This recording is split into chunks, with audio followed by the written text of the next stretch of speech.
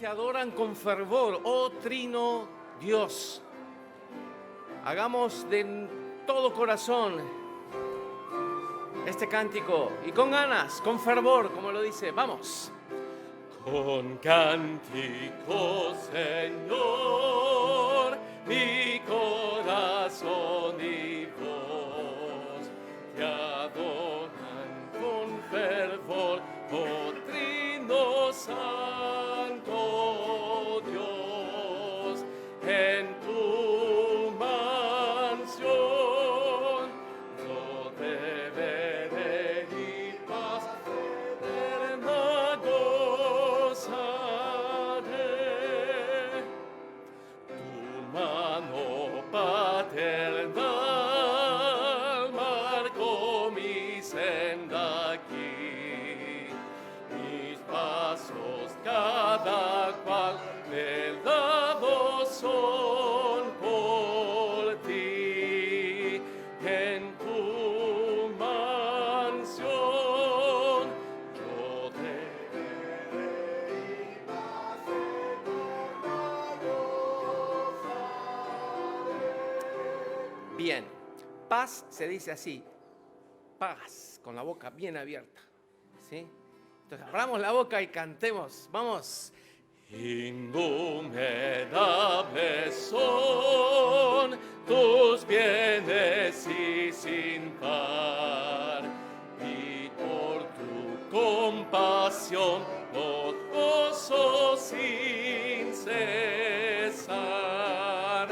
En tu mansión yo te veré y paz eterna gozaré. Una más.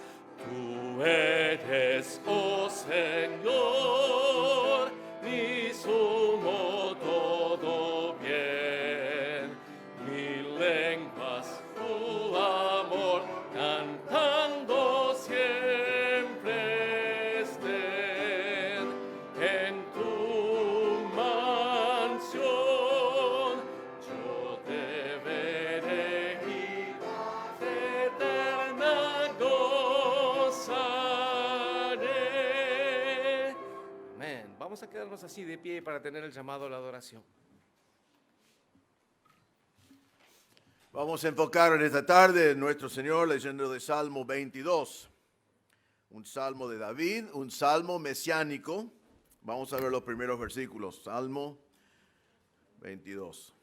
Es David hablando, le va a hacer recordar de algunas palabras que después se cumplieron en Jesús. Dice así: Dios mío, ¿por qué me has desamparado? ¿Por qué estás tan lejos de mi salvación y de las palabras de mi clamor? Dios mío, clamo de día y no respondes, y de noche y no hay para mí reposo. Pero tú eres santo, tú que habitas entre las alabanzas de Israel. En ti esperaron nuestros padres, esperaron y tú los libraste. Clamaron a ti y fueron librados. Confiaron en ti y no fueron avergonzados.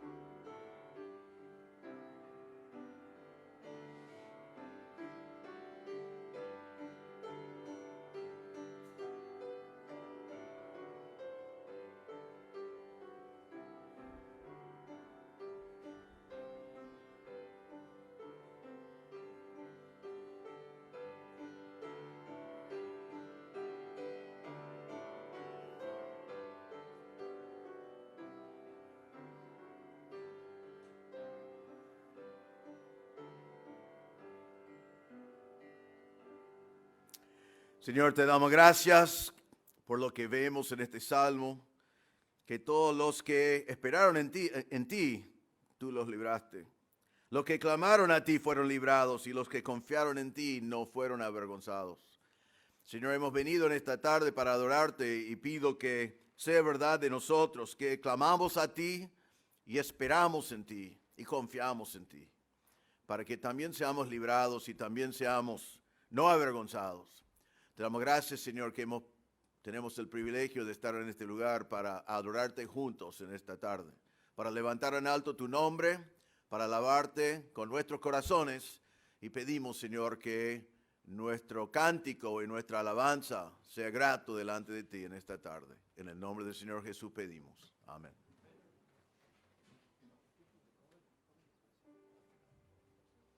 Muy bien, así de pie nos quedamos. Vamos a cantar 2 estrofas del próximo himno. Es Cristo quien por mí murió, mis culpas Él borró. Acompáñenme por favor con ganas.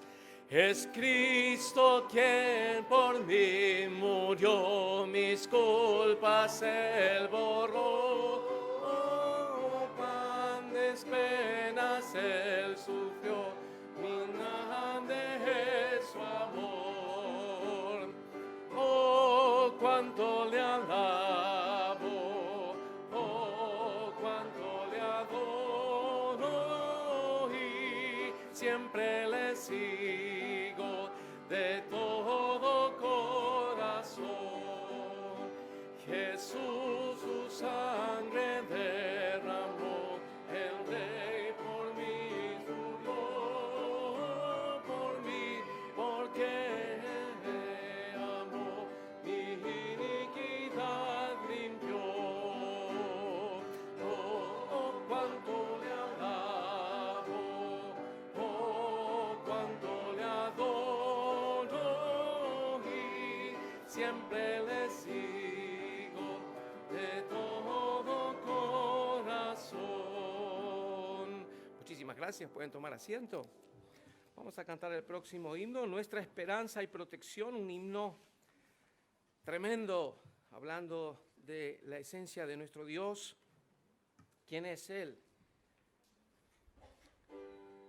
En un mundo que no cree en Dios y que trabaja para querer avergonzar a los que creen en Dios, tenemos que tener convicción para defender a este Dios en el cual confiamos.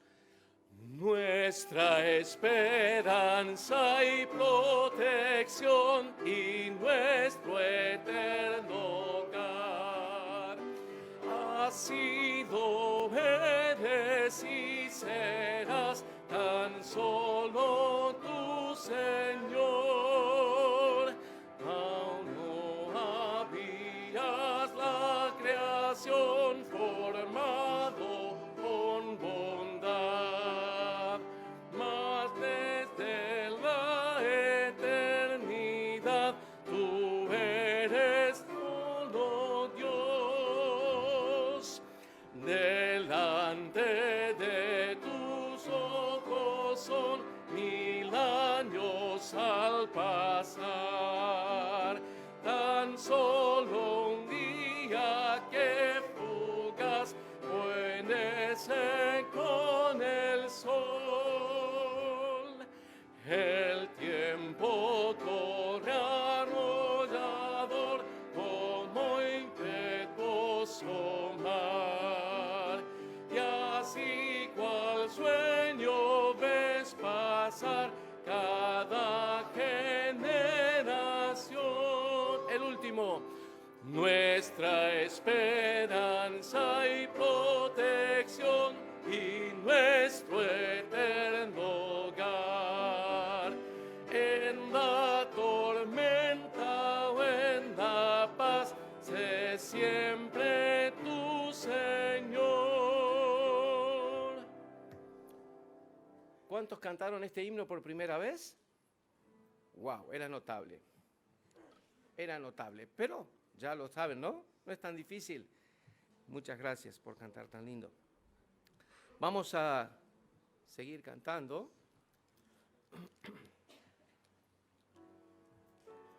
El himno que tenemos del mes, aprendiendo.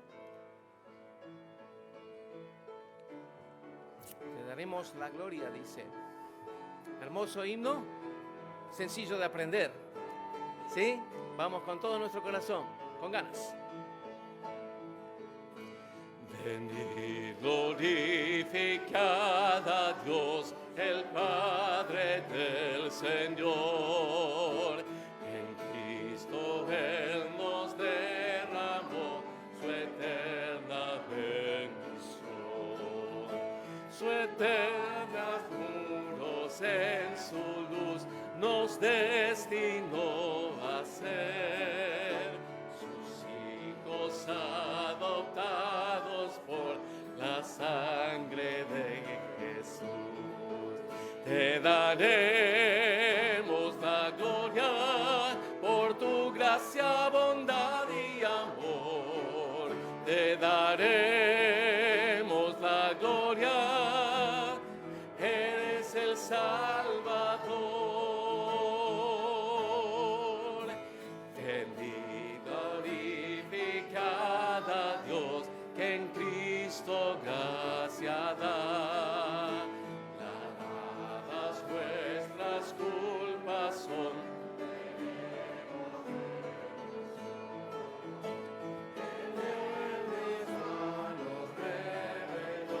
Su eterna voluntad, que sea Cristo el Señor, su plan se cumplirá. Vamos, te daremos la gloria por tu gracia, bondad y amor.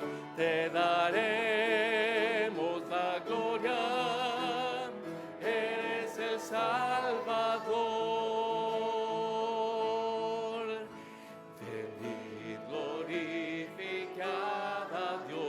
Creyentes del Señor, el sello de su Espíritu, por fe tenemos hoy. Él garantiza nuestra fe hasta el día final. Nos reuniremos a alabar a nuestro Trino Dios. Con ganas, te daremos la gloria. Te daremos la gloria. Es el Salvador. ¿Podemos cantar esto a capela? Sin música. Te daremos la gloria por tu gracia, bondad y amor. Con ganas, te daremos la gloria. Eres el Salvador. Amén, amén. Qué hermoso que es. Vamos a cantar un himno más. Tan grande es el amor de Dios, inmenso y sin medida. Vamos a ponernos de pie una vez más, por favor, para cantar este tremendo himno con todo nuestro corazón. Tan grande es el amor de Dios, inmenso y sin medida, que dio a su Hijo único para hacerme su tesoro. Mi transgresión cargó en dolor, su Padre dio la espalda, y por sufrir así Jesús, hay almas en la gloria. El Santo sobre una cruz, mi pecado, me siento avergonzado, unido a burladores. Fue mi maldad que lo mandó para reconciliarnos. Su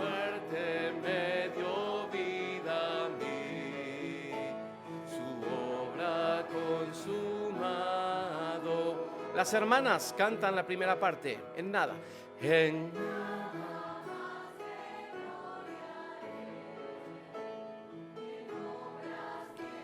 Continúan los hermanos. Me gloriaré en que Él murió y que ha resucitado. Con ganas todos. Porque recibo más de Él.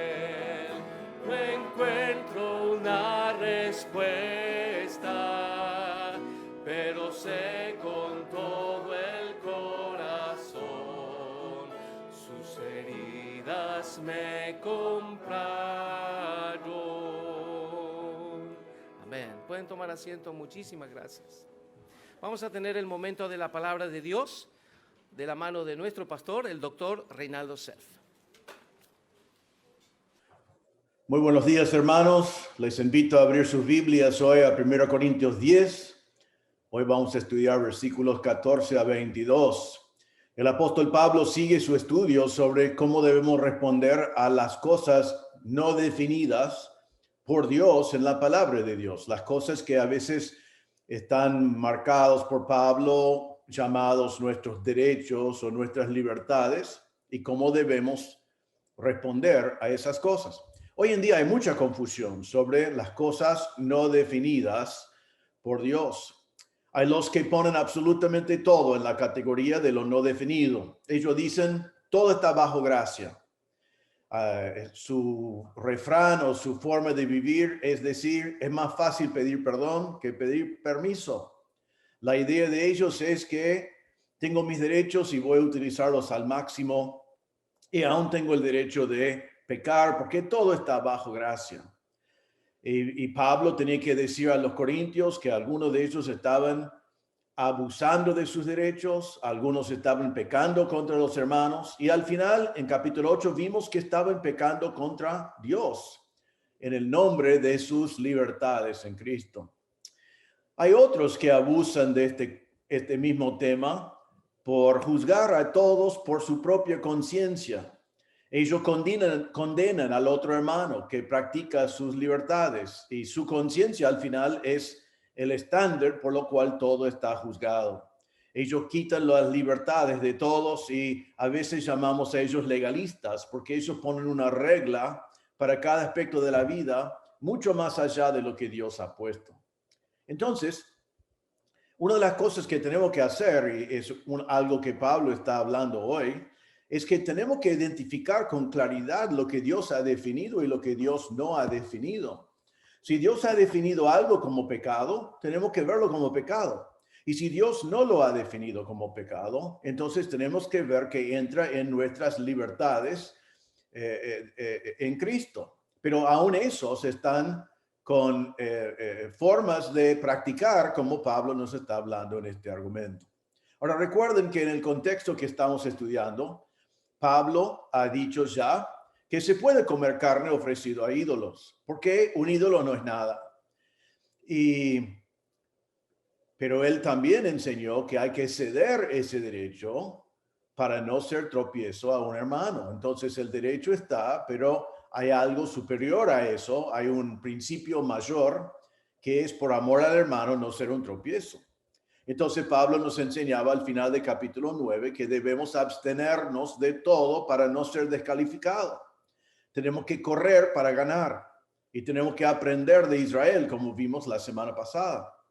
Tenemos que tener cuidado de no creer que estamos firmes en nuestra propia fuerza o en nuestro conocimiento o en nuestros derechos, porque como Israel podemos caer.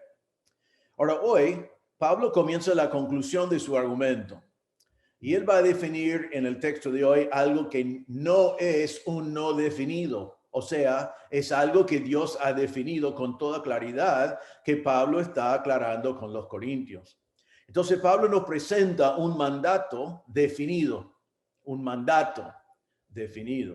y un argumento que es lógico y convincente de la necesidad absoluta de alejarnos de toda forma de idolatría. Entonces, Pablo marca que idolatría no es opcional, es un mandato no participar de idolatría, perdón. Y después nos da un argumento lógico y convincente que él quiere que nosotros consideramos y que juzgamos que su argumento es correcto. Ahora vamos a leer, y para ver el contexto un poquito, vamos a volver al versículo 11 de 1 Corintios 10. Dice así: y estas cosas, ¿cuáles cosas? Los ejemplos que vemos del pueblo de Israel, de cómo ellos decidieron pecar y sufrieron las consecuencias. Y estas cosas les acontecieron como ejemplo. Están escritas para amonestarnos a nosotros, a quienes han alcanzado los fines de los siglos. Así que el que piense estar firme, mire que no caiga. No os ha sobrevenido ninguna tentación que no sea humana, pero fiel es Dios, que no os dejará ser tentados más de lo que podéis resistir, sino que dará también juntamente con la tentación la salida para que podáis soportar. Por tanto, amados míos, huid de la idolatría. Como a sensatos os hablo, juzgad vosotros lo que digo. La copa de bendición que bendecimos, ¿no es la comunión de la sangre de Cristo? El pan que partimos, ¿no es la comunión del cuerpo de Cristo? Siendo uno solo el pan, nosotros, con ser muchos, somos un cuerpo, pues todos participamos de aquel mismo pan. Mirad a Israel según la carne, los que comen de los sacrificios, ¿no son partícipes del altar? ¿Qué digo pues? ¿Que el ídolo es algo o que sea algo lo que se sacrifica a los ídolos? Antes digo que lo que los gentiles sacrifican, a los demonios los sacrifican y no a Dios. Y no quiero que vosotros os hagáis partícipes con los demonios. No podéis beber la copa del Señor y la copa de los demonios. No podéis participar de la mesa del Señor y de la mesa de los demonios. ¿O provocaremos a cielos al Señor? ¿Somos más fuertes que Él? Eso es nuestro texto para hoy. Y como ya hemos dicho, vamos a ver hoy que Pablo nos da un mandamiento sobre algo que es definido, y un argumento lógico y convincente de la necesidad absoluta de alejarnos de toda forma de idolatría. Ahora, vos debes estar pensando, quizás estás pensando, yo no tengo ídolos en mi casa, no tengo imágenes, no tengo cosas que yo estoy adorando. Ahora, date cuenta que el punto principal de este texto es que no debe haber nada en tu vida que tome el lugar de Dios. Y si hay algo que tome el lugar de Dios, es un ídolo y no debe ser parte de tu vida. Es peligrosísimo. Y Pablo nos está mandando en este pasaje alejarnos de toda clase de idolatría. Ahora vamos a ver hoy en este texto 3 acciones urgentes para evitar la idolatría. 3 acciones urgentes para evitar la idolatría en nuestras vidas. La primera acción se encuentra en el versículo 14 y es muy sencillo. Es huid enseguida de la idolatría. Huid de la idolatría. Es un mandato que el Señor nos ha dado. Ahora miramos el versículo 14. Pablo dice, por tanto, amados míos. El por tanto está tomando en cuenta el argumento hasta ahora. Está concluyendo ahora el tema, está comenzando su conclusión. Y recién nos dijo que cada vez que viene una tentación, Dios nos ha dado una salida. Y aquí él va a decir a los corintios, ahora les voy a presentar la salida. Esta es la salida que Dios le ha dado. Y él dice, por tanto, tomando en cuenta que hay una salida, amados míos, mis hermanos en Cristo, creyentes, les quiero hablar de algo muy importante y quiero hablarles íntimamente, quiero hablarles como mis hermanos. Dios les ha dado una salida. Ahora entonces dice, huid de la idolatría. Idolatría es no negociable, no es un no definido, no es carne que ha sido ofrecido a ídolos, es idolatría, es definido por Dios. ¿Y qué es la salida para idolatría? Huid. A veces nosotros pensamos que Dios tiene que hacer algún milagro cuando estamos tentados. O que nosotros tenemos que decir, estoy fuerte, voy a estar fuerte, voy a tener un testimonio, voy a enfrentar estas cosas cuando Dios nos manda a huir. En este pasaje es un mandato, es un imperativo. Cuando hay peligro de idolatría, ¿qué tenemos que hacer? Huir. ¿Qué tiene que hacer vos? Huid. Es un mandato. Significa correr del peligro, escapar, correr del peligro buscando seguridad por huir. Me gusta esta traducción, desaparecer. Nosotros diríamos hoy borrarnos. Cuando hay peligro de idolatría, huid. Hay que desaparecer. Ahora, eso no es cobardía. La Biblia nos dice vez tras vez que nosotros debemos huir de ciertas tentaciones. En 2 Timoteo 2:22, Pablo dijo a Timoteo, huye también de las pasiones juveniles. Huir.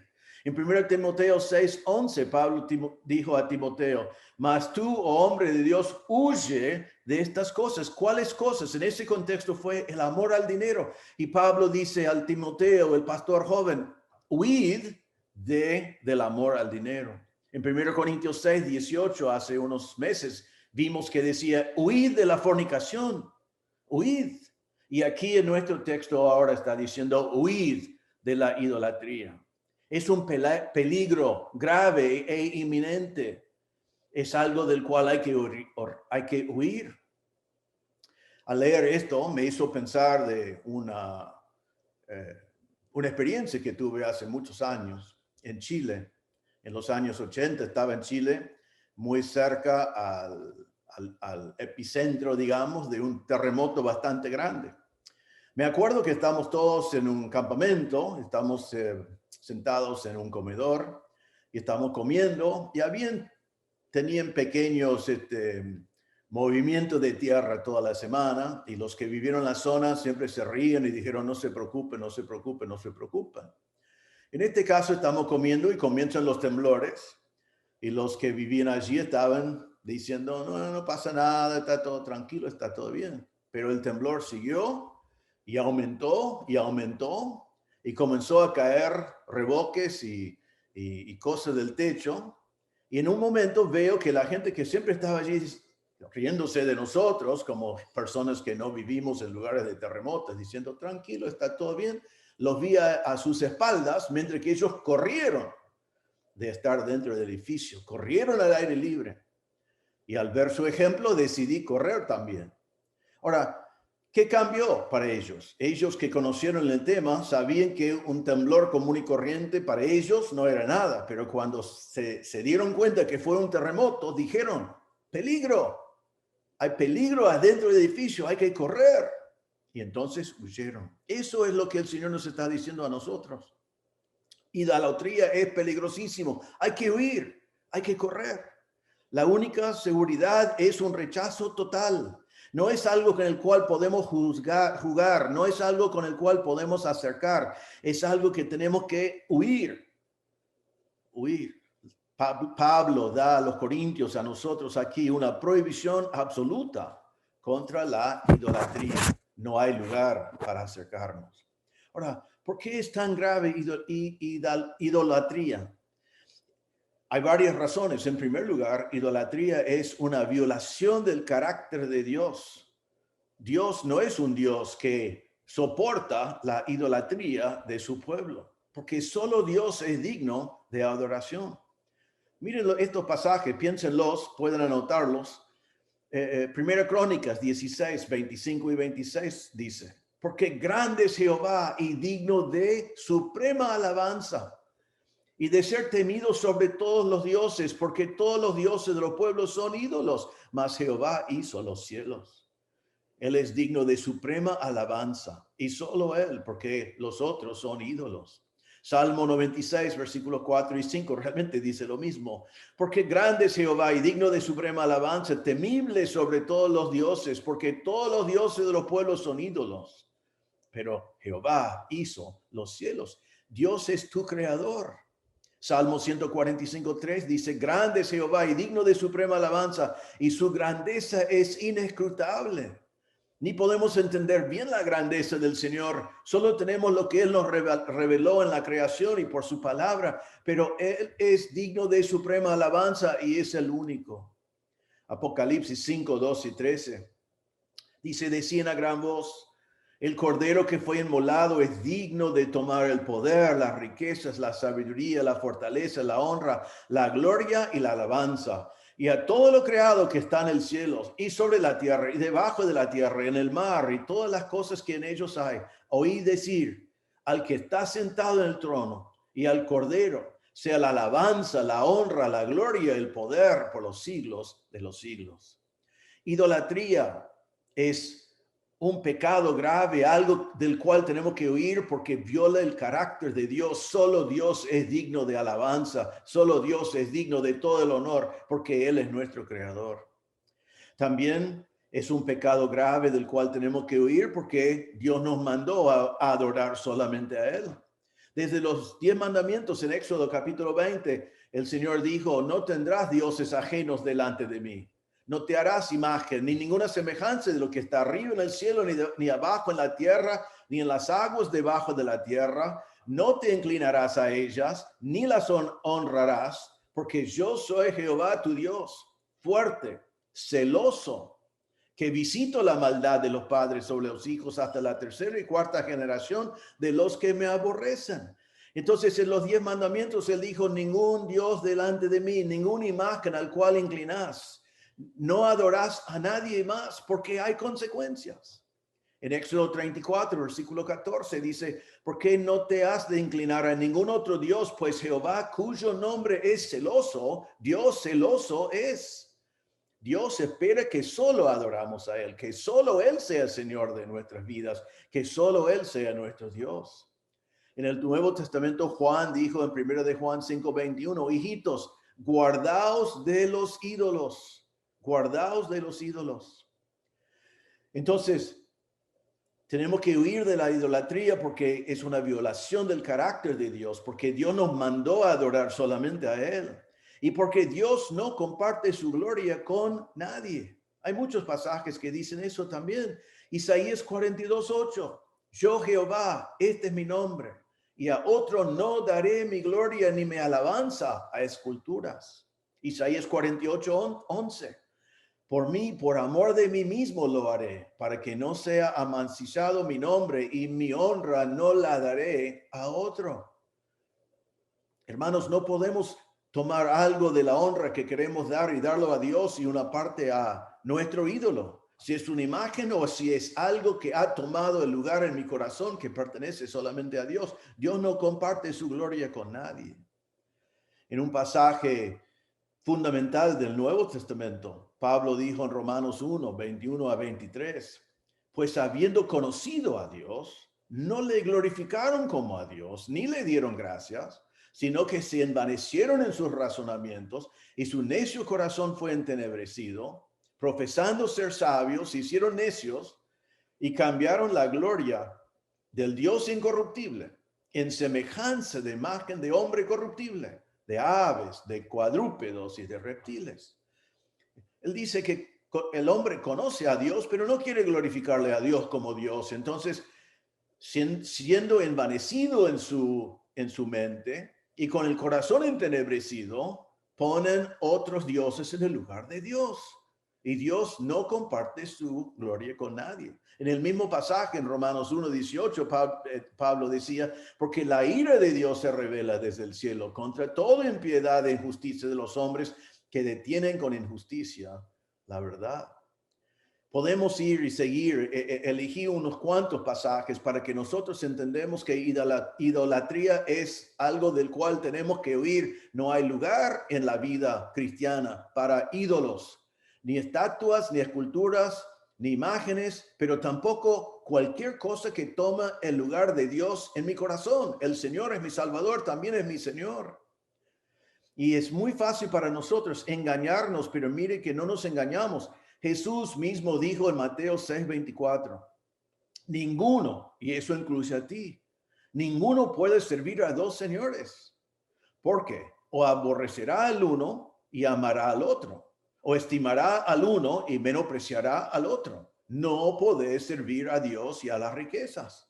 Allí Jesús está diciendo que si vos decís, yo amo al Señor y amo otra cosa, si la otra cosa toma el lugar de Dios, si la otra cosa es tu ídolo, si la otra cosa es donde realmente está tu corazón, te estás engañando. Porque Dios no comparte su gloria con nadie. Si otro tomó lugar de Dios, entonces aborreces a Dios. Tenés que darte cuenta de eso. No podés servir a Dios y a otra cosa. Nos dice también en Lucas 16:13, también Jesús hablando, ningún siervo puede servir a dos señores. Allí está poniendo como un esclavo. Un esclavo puede tener a dos señores. No, es imposible. Tiene que rendir cuentas a uno solo.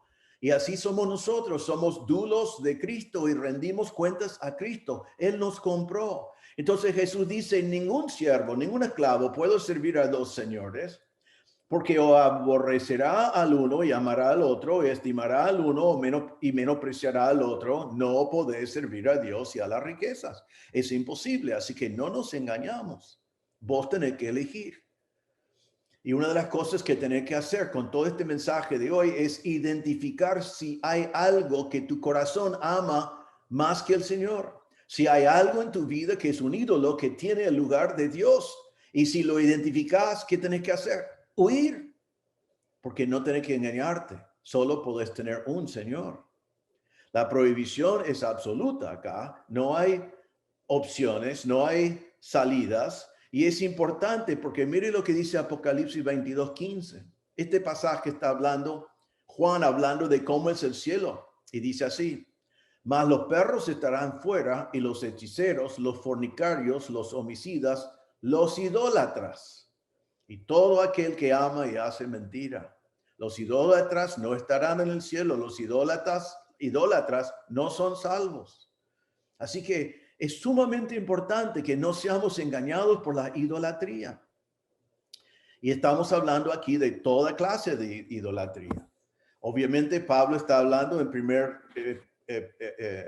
instancia a los corintios que estaban luchando contra los ídolos paganos que estaban todo alrededor de ellos.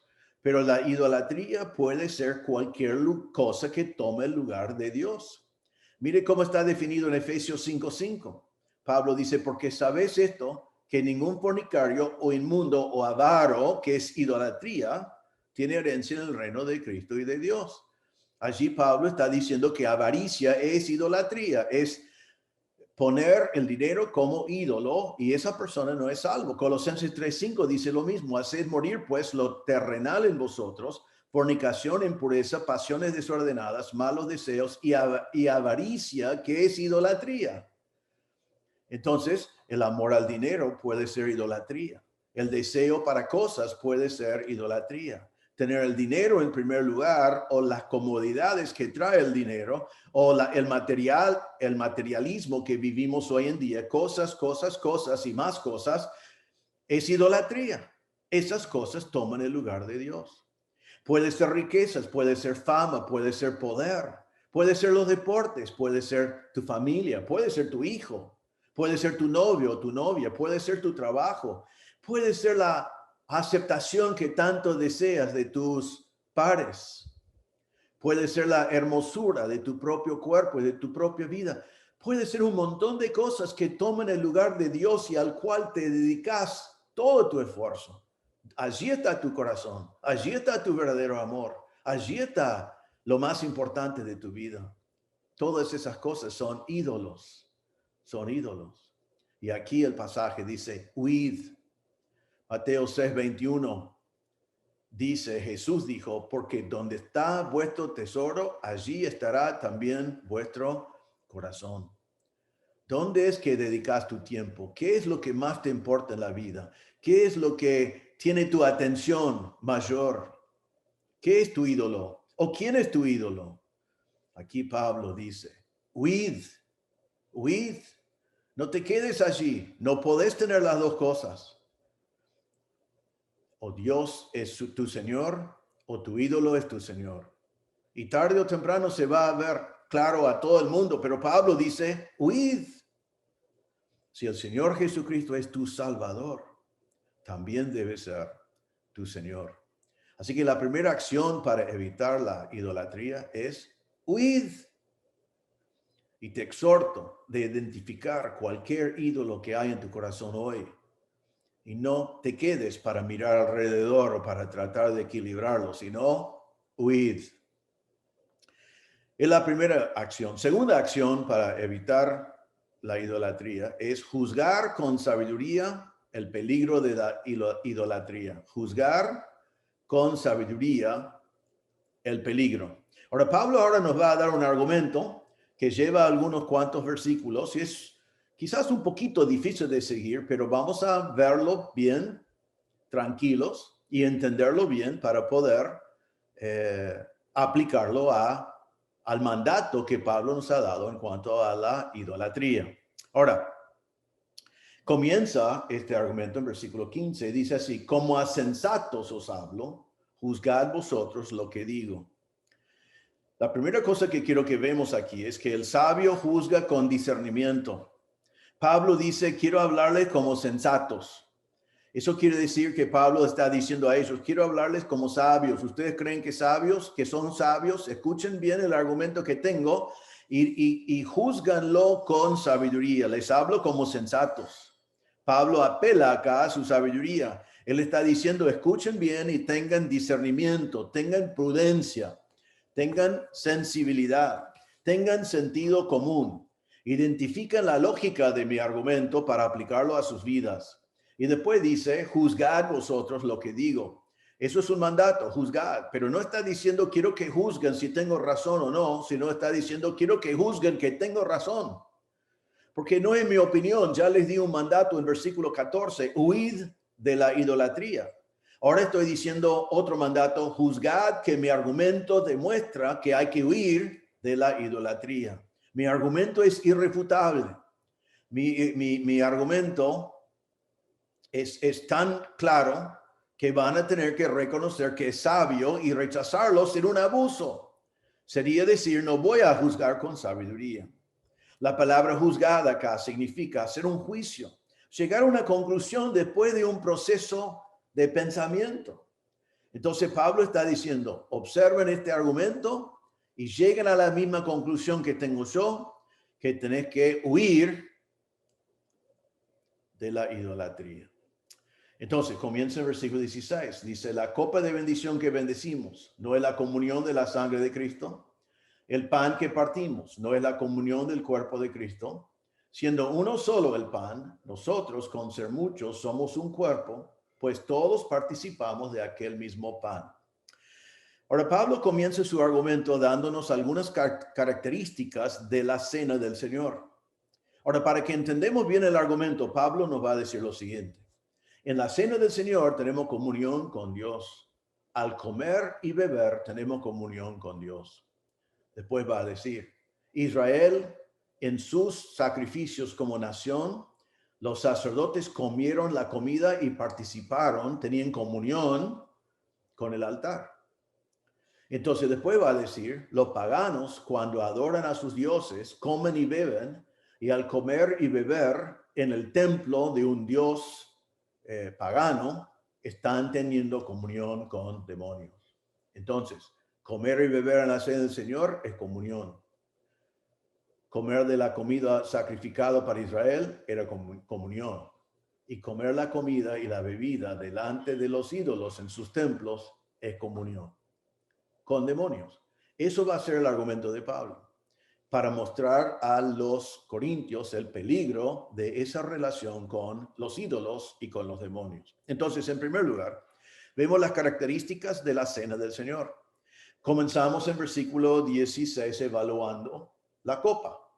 La copa de bendición que bendecimos no es la comunión de la sangre de Cristo. Primero, él dice que la copa es una copa de bendición. Está diciendo realmente que es una copa de agradecimiento por lo que el Señor hizo por nosotros. Fue bendito por el Señor Jesucristo cuando lo sirvió y es una bendición de Dios a nosotros porque simboliza el cuerpo de Cristo, la obra de Cristo en la cruz. Ahora observen que cuando dice no es la comunión de la sangre de Cristo, la palabra comunión que aparece vez tras vez aquí en este pasaje, es la palabra koinonia. Siempre usamos la palabra koinonia, una palabra griega que casi todos nosotros conocemos, porque es la palabra que usamos para comunión. Cuando tenemos comunión en la iglesia es koinonia. Significa comunión, participación. Tiene la idea de unión. Entonces, la palabra koinonia significa que tenemos una comunión donde todos participamos. Aquí está diciendo, en la cena del Señor, la copa no es la koinonia de la sangre de Cristo. Está diciendo Pablo que cuando participo de la copa, estoy teniendo comunión con Cristo cuando derramó su sangre. Debemos pensar realmente, porque no está diciendo que estamos tomando su sangre, sino dice que tenemos comunión con la sangre o comunión de la sangre. En Mateo 26-28, Jesús cuando sirvió la copa dijo, esto es mi sangre del nuevo pacto que por muchos es derramada para remisión de los pecados. Cuando vos y yo participamos de la copa, estamos recordando lo que hizo Cristo. Estamos recordando del nuevo pacto. Estamos recordando que Él derramó su sangre para darnos perdón de pecados. Entonces, cuando participamos, Pablo está diciendo de la copa, estamos teniendo koinonia con la sangre de Cristo, con el nuevo pacto en la sangre de Cristo, con el perdón de pecados que tenemos en la sangre de Cristo. Pero participar de la copa es adoración al Señor. Soy partícipe del nuevo pacto en la sangre de Cristo. Es koinonia. Yo participo en el pacto, en el nuevo pacto, que el nuevo pacto es bien fácil de entender y bien claro. Es un pacto entre Dios y yo. El pacto dice que yo soy un pecador y no puedo contribuir a mi salvación. Dios me hace un pacto diciendo, yo voy a proveer todo lo necesario para tu salvación, porque Cristo va a morir en tu lugar para pagar el costo de tus pecados y va a resucitar para darte vida.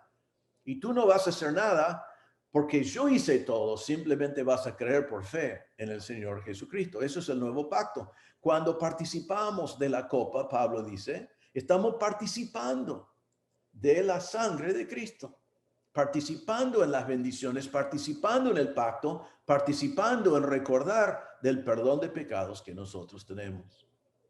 Pero el punto principal de Pablo es, no podemos participar de la copa del Señor sin adorar a Dios, sin tener koinonia con Dios. Ahora, sigue entonces y dice, y el pan que partimos, no es la comunión del cuerpo de Cristo. Él dice que el pan partimos, que significa que lo hacemos en conjunto. La iglesia lo hace juntos. Estamos ya teniendo comunión los unos con los otros cuando participamos del pan. Y después dice que es comunión del cuerpo de Cristo. Ahora, otra vez, no estamos comiendo el cuerpo de Cristo, estamos teniendo comunión del cuerpo de Cristo. Perdón, es participación, comunión, es la palabra koinonia otra vez. Estamos unidos, juntos el uno con el otro y unidos con Cristo en su cuerpo. Jesús dijo en Lucas 22:19, cuando sirvió el pan, dijo, esto es mi cuerpo que por vosotros es dado, haced esto en memoria de mí. Así que Pablo está diciendo, cuando partimos el pan, estamos teniendo koinonia con el cuerpo de Cristo. Estamos teniendo participación, estamos adorando.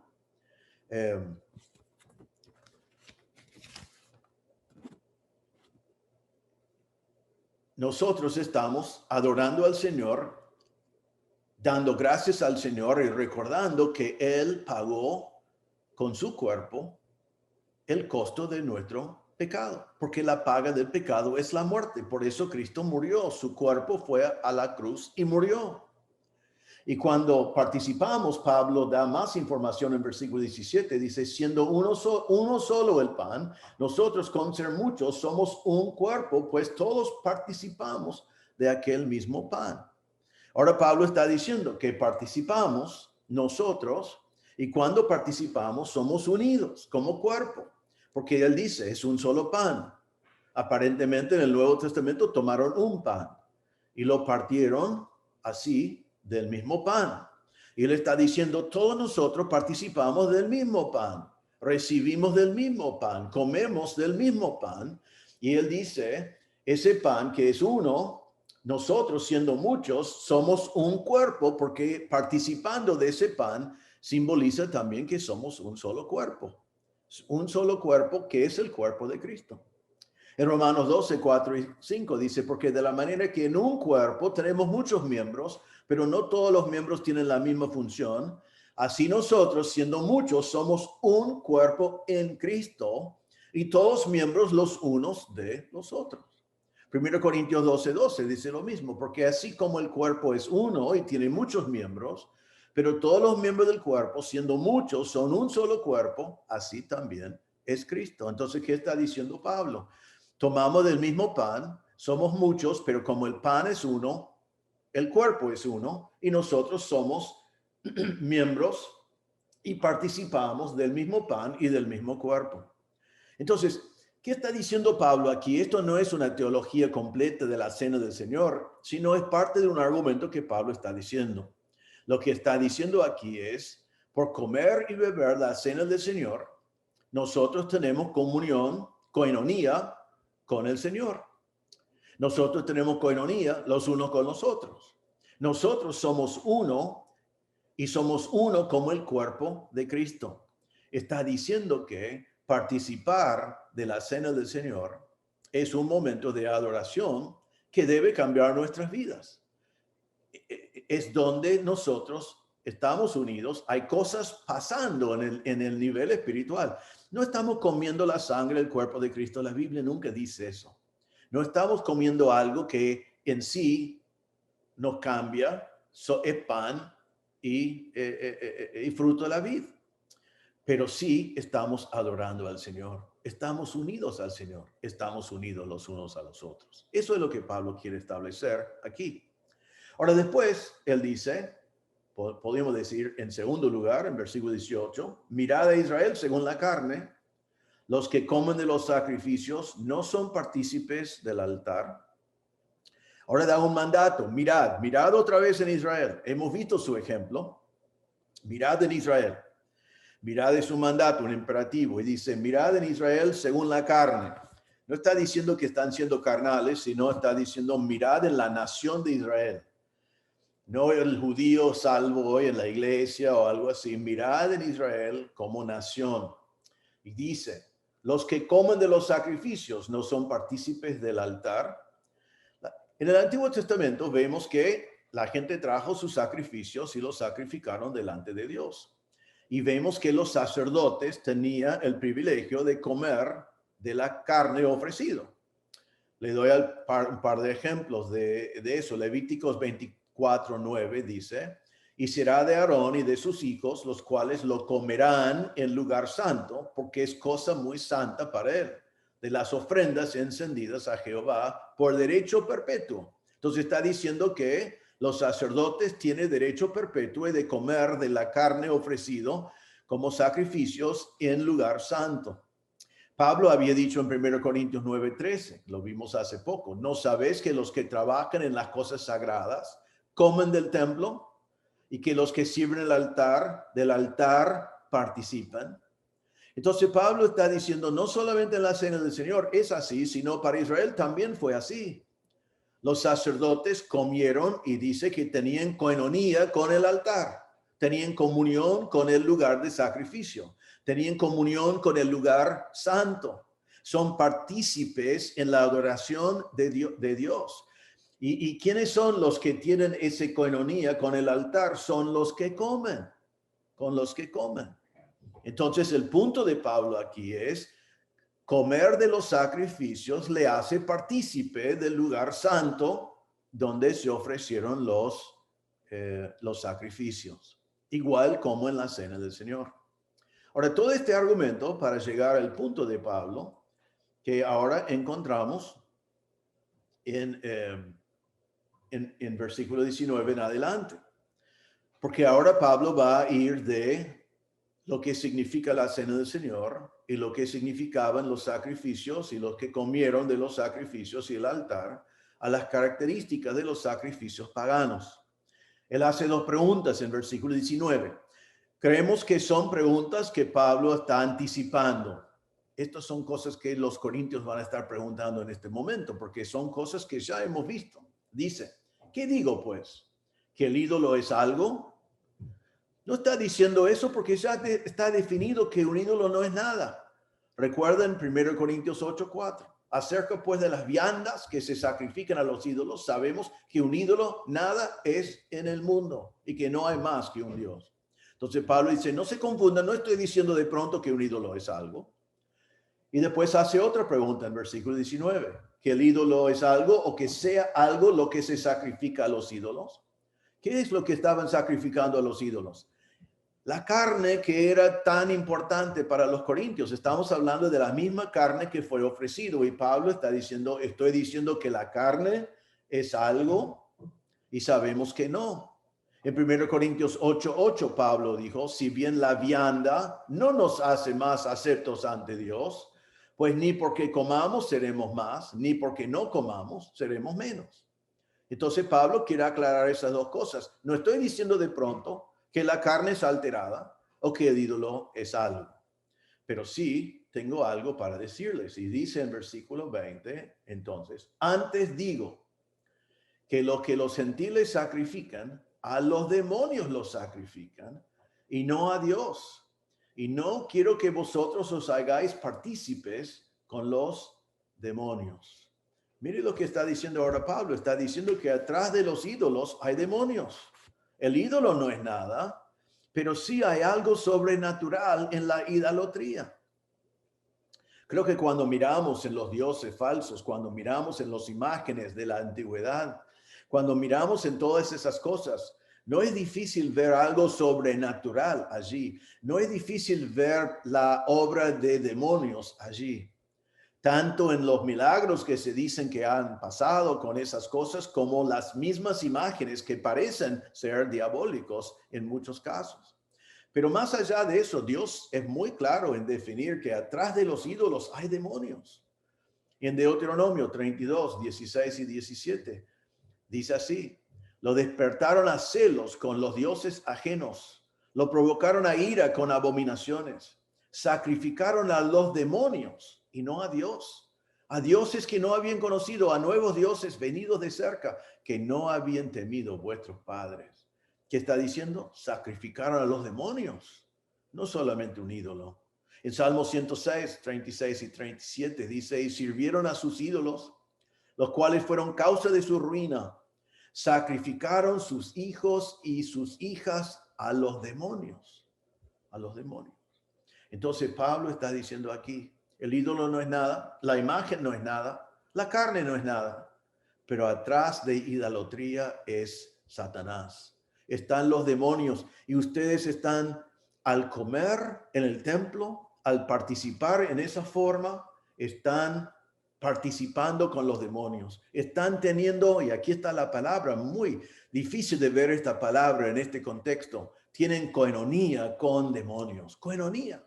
Comunión, participación con los demonios. Versículo 20. Coinonía es una palabra tan hermosa que como iglesia podemos tener coinonía y tenemos coinonía con el Señor y tenemos coinonía, participación en la obra de Dios. Y aquí Pablo está diciendo, ustedes cuando participen de los sacrificios hechos a los ídolos que son demonios, están teniendo coinonía con los demonios. Y Pablo dice, no quiero que vosotros os hagáis partícipes, tener coinonía con los demonios. Entonces, el argumento de Pablo aquí es, en la cena del Señor, al comer y beber, tienen coinonía con la sangre de Cristo, tienen coinonía con el cuerpo de Cristo, tienen coinonía como iglesia. Es adoración a Dios. Cuando hay un sacrificio en la nación de Israel, los que comen del sacrificio tienen coinonía con el lugar santo, tienen coinonía con el altar. Y ahora Pablo dice, ojo, ustedes que van y comen y beben en el templo, tienen coinonía con demonios. No es el ídolo en sí, es los demonios que están atrás del ídolo. Y Pablo aquí está diciendo, estoy hablando a sensatos, estoy hablando con sabios, quiero que juzguen esto. Está diciendo ahora, ¿cómo juzgan esto ahora? Después de este argumento tan claro que demuestra que cuando están en esa situación, el ídolo no es nada, pero están teniendo coinonía con demonios. Entonces, ¿qué hacemos? Primera acción, huir de la idolatría. Segunda acción, Mirad el argumento de Pablo, reconoced que es sabio y juzgad que como atrás de cada ídolo está Satanás, está la actividad de demonios. Entonces, juzgadlo bien y huid. Pero hay una tercera acción aquí que debemos hacer para evitar la idolatría en nuestras vidas. Se encuentra en versículos 21 y 22. Y es lo siguiente. Ya vimos, huid. Segundo, juzgad bien el argumento de Pablo, juzgadlo bien. Y número 3, rechazad con firmeza toda clase de idolatría. Rechazad con firmeza toda clase de idolatría. Versículo 21 es muy llamativo, especialmente una palabra. Dice así, no podés, allí está la palabra, no podés beber la copa del Señor y la copa de los demonios.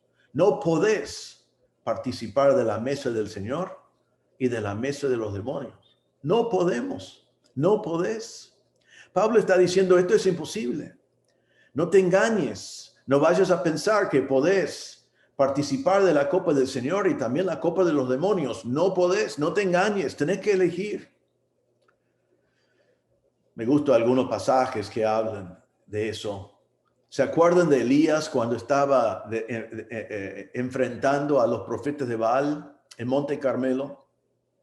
Y él dijo en Primera de Reyes 18:21, él dijo al pueblo de Israel, ¿hasta cuándo claudicaréis vosotros entre dos pensamientos? Si Jehová es Dios, seguidle, y si Baal, id en pos de él. El pueblo no respondió palabra. Qué triste versículo.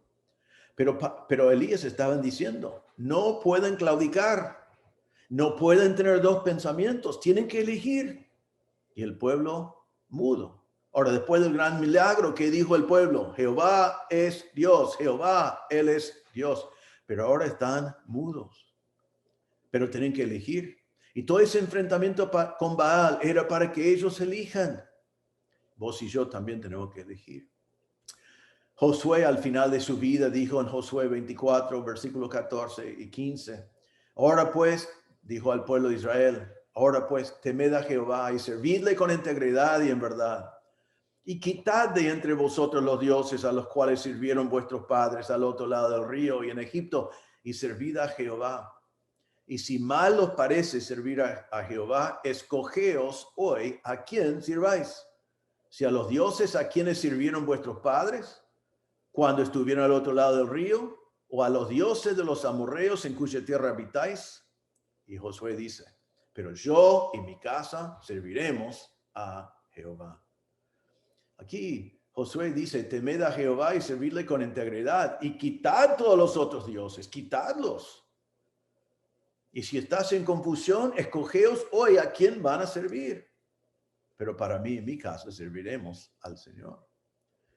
Hermanos, es imposible servir a los dos. Es imposible en versículo 21. No podés beber de las dos copas, no podés participar de las dos mesas. Es imposible. Tenés que elegir, tenés que decidir.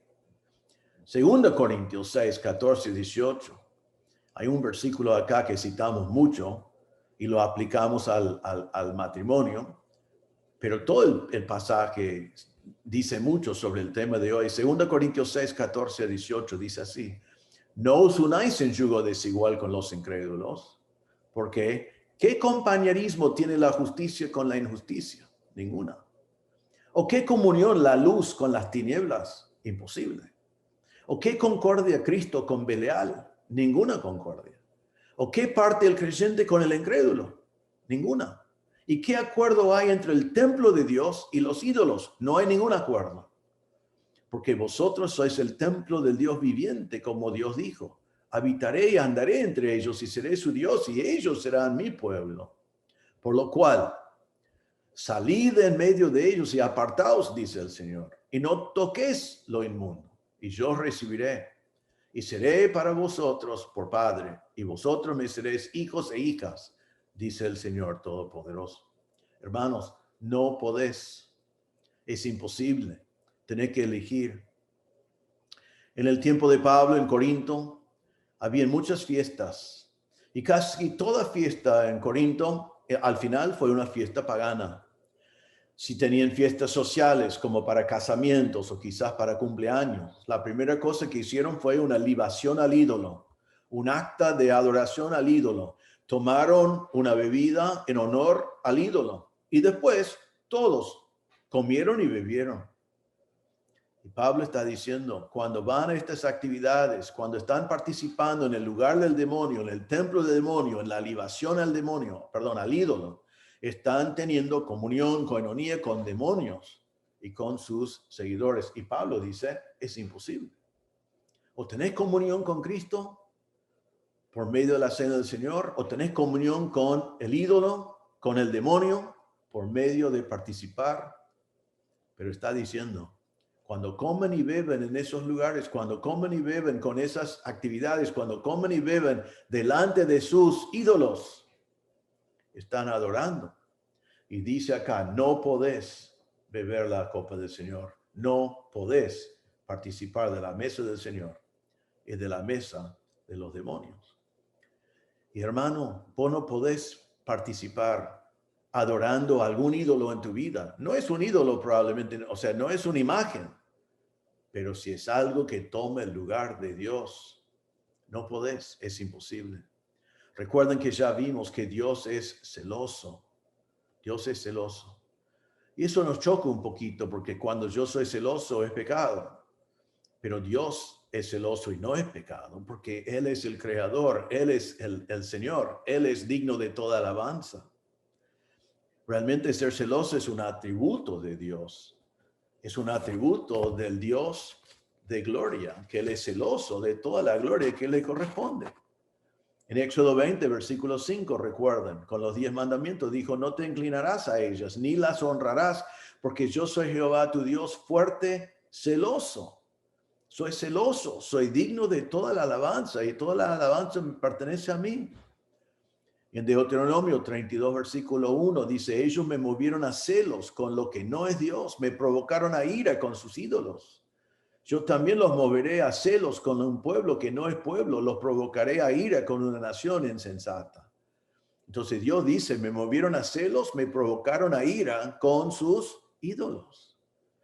Entonces eso produce celos en Dios, porque Él es digno de alabanza y nosotros somos su creación y provoca ira contra los que practican idolatría. En Jeremías 25:6 dice, no vayáis en pos de dioses ajenos, sirviéndoles y adorándoles, ni me provoquéis a ira con la obra de vuestras manos, y no os haré mal. Él dice, no sigan a otros dioses, porque eso me provoca ira. En Ezequiel capítulo 20, versículo 39, dice, y a vosotros, oh casa de Israel, así ha dicho Jehová el Señor, andad cada uno tras sus ídolos y servidles, si es que a mí no me obedecéis. Mire qué raro que dice eso, ¿no? Pero está hablando irónicamente Dios. Vosotros, oh casa de Israel, así ha dicho Jehová el Señor, andad cada uno tras sus ídolos y servidles, si es que a mí no me obedecéis. Pero mire lo que dice ahora. Pero no profanéis más mi santo nombre con vuestras ofrendas y con vuestros ídolos. Está diciendo, si van a seguir a ídolos, hágalo. Si van a rechazarme a mí, hágalo. Si van a servir a dioses falsos, hágalo. Pero no vengas más a adorarme a mí. No vengas más a profanar mi santo nombre con sus ofrendas. No necesito nada de eso. ¿Qué está diciendo, hermano? Tenés que elegir. Tenés que elegir. Realmente no hay nada más ofensivo a Dios que idolatría, porque Dios requiere exclusividad. Es el único creador, es el único Dios, es el único Salvador, es el único Señor. Todo lo demás es falso. Dios requiere exclusividad. Eso es lo que produjo persecución para los creyentes en el Imperio Romano. Roma dijo dioses, dioses, dioses, y los cristianos dijeron hay un solo Dios y solo a Él adoramos. Y eso produjo persecución. Hoy en día vivimos un tiempo de inclusividad. Se escucha cuando la gente dice todos los caminos llegan a Dios. Eso es de Satanás. Eso es una mentira de Satanás. No todos los caminos llegan a Dios. Hay un solo Dios. Y hay un solo camino a Dios, dijo Jesús. Él dijo, yo soy el camino, la verdad y la vida. Nadie viene al Padre sino por mí. Dios es un Dios de exclusividad. Si adoramos a Jehová, solo podemos adorarle a Él. Si Cristo es mi Señor, solo Cristo puede ser mi Señor. Dios no compite con otros. Dios no se compare con otros. Dios no comparte su gloria con otros. Tiene que elegir. Pablo termina este párrafo en versículo 22 y dice, o provocaremos a celos al Señor. O provocaremos a celos al Señor. El Señor es celoso, no queremos provocarlo a celos porque Él juzga a los suyos. Y después viene una segunda pregunta, ¿somos más fuertes que Él? Eso es una pregunta, si no fuera tan grave, que Pablo lo pregunta acá, que tendríamos que reírnos. ¿Somos más fuertes que Él? Bueno, Israel creyó que era más fuerte. Y recuerden lo que pasó a ellos. Cayeron desparramados en el desierto, capítulo 10, versículo 5. Creyeron más fuertes, pero sufrieron las consecuencias de su pecado. Eres más fuerte que los débiles y decís como los corintios, tengo conocimiento, puedo hacer lo que quiero. Tenés que ceder tus derechos por amor a tu hermano. Y si es idolatría, tenés que huir. ¿Eres más fuerte? ¿Somos más fuertes que Él? Recuerda el versículo 12 de la semana pasada. El que cree que está firme, ten cuidado que no caiga. ¿Somos más fuertes que Él? No. La respuesta es no. Dios es más fuerte.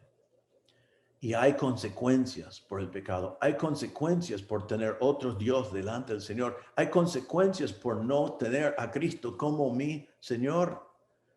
Y tú no eres exento.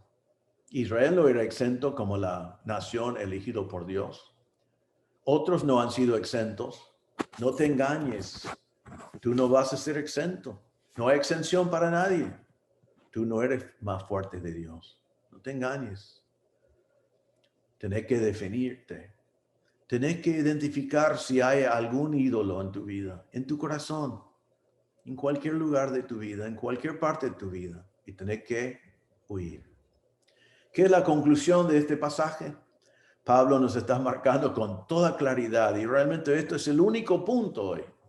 Idolatría es pecado y hay que huir. Eso significa que idolatría es prohibido, es algo definido, es pecado y es pecado en todas sus formas. No te vayas a pensar, sería muy triste perder el punto de este pasaje por decir, yo no tengo ídolos. No tengo imágenes, no soy seguidor de Baal, no soy seguidor de Zeus, así que esto no es para mí. Está prohibido idolatría en todas sus formas. Así que quizás la pregunta para ti y para mí hoy es, ¿quién es Señor de mi vida? ¿Dónde está mi corazón? ¿Qué es lo que amo con todo mi ser, con todo mi corazón, con toda mi alma? Y quizás evaluamos nuestras prioridades, cómo usamos nuestro tiempo, cómo usamos nuestra energía, nuestras fuerzas, para identificar si hay algún ídolo en nuestra vida, si alguien es Señor de mi vida y no el Señor mismo. Podría ser el dinero, para muchos es. Podría ser el trabajo, que te da satisfacción y te da un propósito en la vida. Quizás es tu familia, que la familia es bueno y debemos amar a nuestra familia, cuidar a nuestra familia, proveer para nuestra familia, pero no debemos adorar a nuestra familia. Hoy en día en muchos casos es un hijo.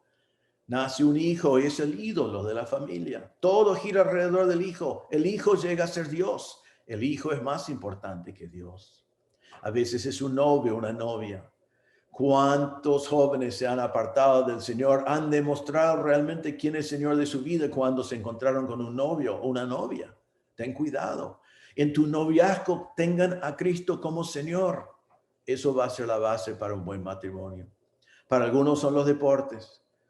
Cristo bien, la iglesia bien, el Señor bien, hasta que hay un partido importante. Y después, chao. El deporte es lo más importante. Para algunos es la fama, para algunos es la música, para algunos es algún músico. Para algunos es aceptación de sus pares y están algunos dispuestos a sacrificar absolutamente todo para que sus compañeros le acepten. Para algunos es su carrera. Y ¿saben qué? Para muchos hoy es uno mismo. Yo soy el ídolo de mi vida. Todo gira alrededor de mí. Hermanos, en este pasaje vemos que es prohibido la idolatría. Huid, dice Pablo. Juzgad mi argumento. No podés tener comunión con demonios y atrás de cada ídolo de nuestras vidas está Satanás engañándonos. Así que huid ya, no te engañes. Comunión con un ídolo es pecado y atrás de un ídolo está Satanás. Debemos entender esto. No podemos tener las dos cosas. Otra vez, Mateo 6:24. Jesús dice, ninguno puede servir a dos señores. Ninguno puede servir a dos señores. Así que, hermano, ¿quién es tu Señor? ¿Quién es el Señor de tu vida? ¿Quién es lo que amas con todo tu ser? ¿Y qué está tomando el lugar de Dios en tu vida? Eso es lo que hay que sacar, hay que quitar, hay que huir de eso. Hay que aborrecerlo porque es un ídolo. Juzgad con sabiduría, dice Pablo, y huid de cualquier cosa que llegue a ser idolatría en tu vida. Hermano, te animo a entender que esto es un mandato y es un buen juicio, es sentido común. Pero vos tenés que identificar cuál es el ídolo en tu vida, si hay, y poner a Cristo como Señor de tu vida. Hay que huir de los ídolos, hay que quitar los ídolos, hay que dejarlos afuera y servir al Señor, porque no puede servir a dos señores. Eso es el punto de Pablo hoy. Era para los corintios y es para vos y para mí en este día. Ahora quiero terminar diciendo que todo esto es para los que han profesado conocer a Cristo como Salvador. Quizás te das cuenta, pensando en la idolatría, que realmente hay otro que es tu Señor. Quizás significa que nunca has conocido a Cristo como Salvador. O quizás eres salvo, pero estás jugando con ídolos en tu vida. Quiero terminar con un pasaje bien conocido, pero quizás no conocido por ti, que es Romanos 10, versículos 9 y 10, donde Pablo dice, si confesares con tu boca que Jesús es el Señor y creyeres en tu corazón que Dios le levantó de los muertos, serás salvo. Porque con el corazón se cree para justicia, pero con la boca se confiesa para salvación. El Señor Jesucristo es Dios. Jesús es Señor. Él murió en la cruz por ti. Y Dios le levantó de los muertos. Él murió por tus pecados y resucitó para darte vida. Dice que si confieses con tu boca, si crees en tu corazón que Cristo es Dios y que Él murió en tu lugar y pagó la cuenta por tus pecados y resucitó para darte vida, que serás salvo. Salvo del infierno, salvo de la consecuencia de tu pecado, salvo por la gracia de Dios, salvo por la obra de la sangre y el cuerpo de Cristo en la cruz. Si estás mirando este mensaje y no conoces a Cristo como tu Salvador, te animo allí donde estás a confesar delante del Señor que eres pecador y que necesitas de un Salvador.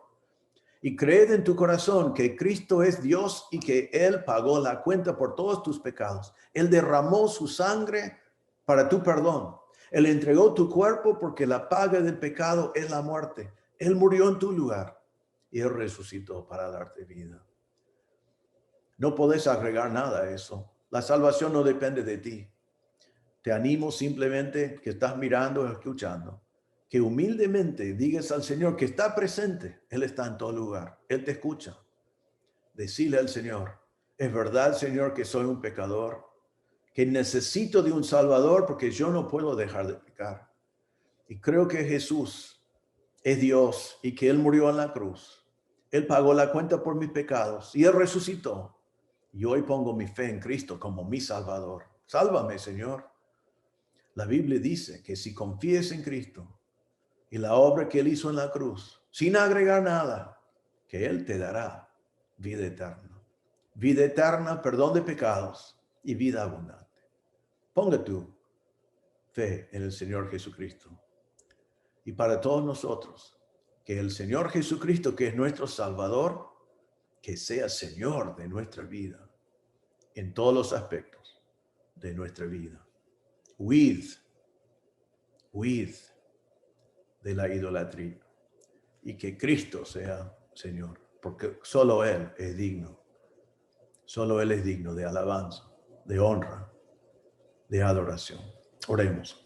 Señor, te damos gracias por este pasaje. Te damos gracias que realmente es un solo punto, un punto tan importante, que tú quieres que huimos de la idolatría. Tú quieres que solo Cristo tenga primer lugar en nuestra vida, que solo Cristo sea nuestro Señor, que no haya competencia en nuestro corazón, que nuestro corazón esté dedicado totalmente a ti.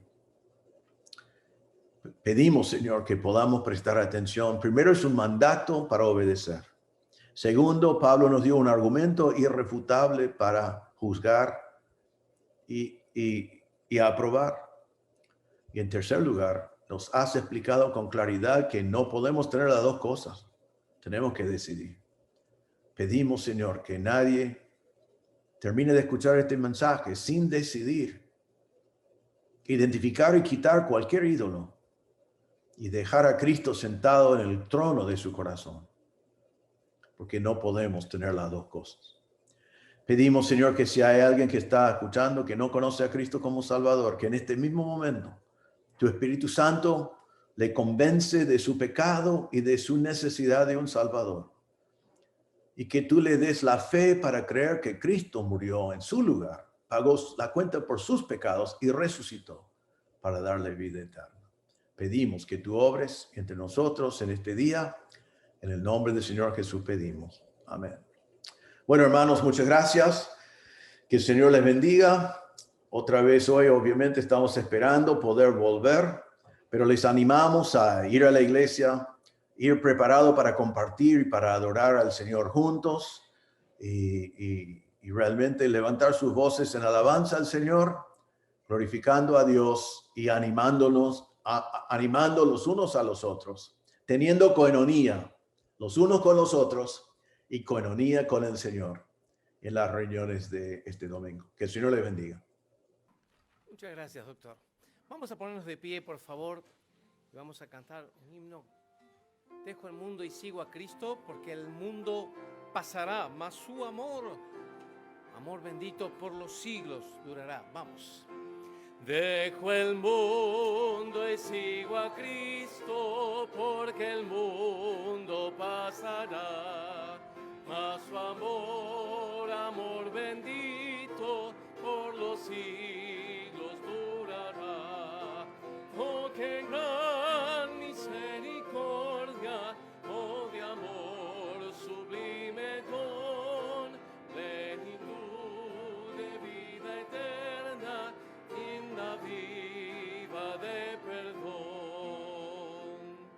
Dejo el mundo y sigo a Cristo, paz y gozo en él tendré.